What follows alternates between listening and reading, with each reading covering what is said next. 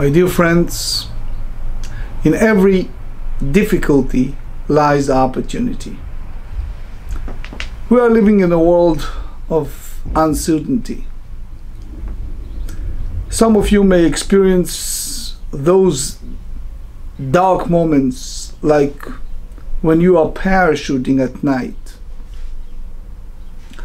I can tell you from some experiences that no matter how strong you are, it's kind of scary, especially at night when you are uncertain if your parachute will open and you fear if it will open on time. So the process is in stages. First, when you are on an airplane and waiting for the moment either to be pushed out or to jump. Next, when you are up in the air, particularly at night, and it's so dark, and you are waiting for your parachute to be opened, then when eventually it's opened, and just hope to land properly.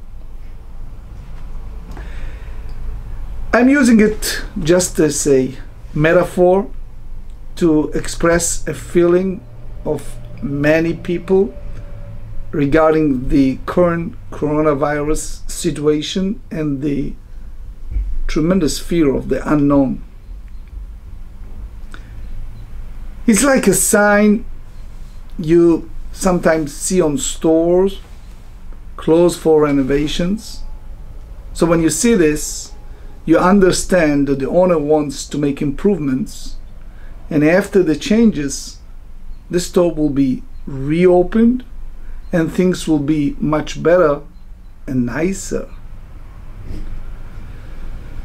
Unfortunately, we are living in a world of a lot of darkness, horrible hatred, bigotry, tremendous pollution, cruelty to animals, not just in a matter of butchering animals and bringing them to a stage of suffering, but overall, the treatment of animals is getting worse and worse worldwide.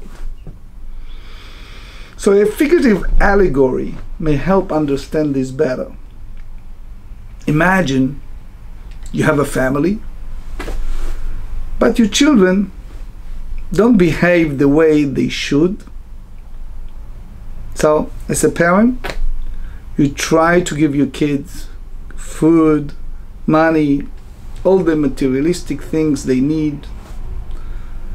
Regrettably, you see them fighting one against each other. So you may try to convince them to be better, but sadly, they keep hurting each other. They became selfish, care only about themselves, and despite you repeated warning, there is no change. By force of circumstance, as a loving parents, you turn the light off. So obviously, they all get scared. It's just dark. They can no longer fight against each other. And when the darkness lingers and lingers and lingers, they start to think. Some of them begin crying. Others really need help. Out of the blue, one brother starts helping his sister that he never talked before. One child starts doing things that he or she never did before. And things begins to improve continuously. Eventually, they cry out to the parents, begging, "We need the lights on." And only then, when the parents realizes that the kids really changed for better, the lights are turned on again. My dear friends, we are living in a world of a self-destruction. People are extremely egocentric. Many only care to gain more power, more wealth, more control over other people. The world pollution, the hatred, and the lack of value for human lives have turned horrendous. Yet, by the same token, in these dark times, we experience positive opportunities. Many airplanes are no longer polluting the air. Different institutions now start changing for better. The fact is that people have been forced to recognize the needs of others. We see how total strangers come out of nowhere and help those in need, regardless of their opinion, religion, or race. So perhaps it's a message from our Creator. Because the virus is still an enigma, something not known or prepared for, and the authorities still struggle with it. Maybe it's time for people to internalize that the pandemic message is of a spiritual nature. A time for taking an inventory individually and collectively.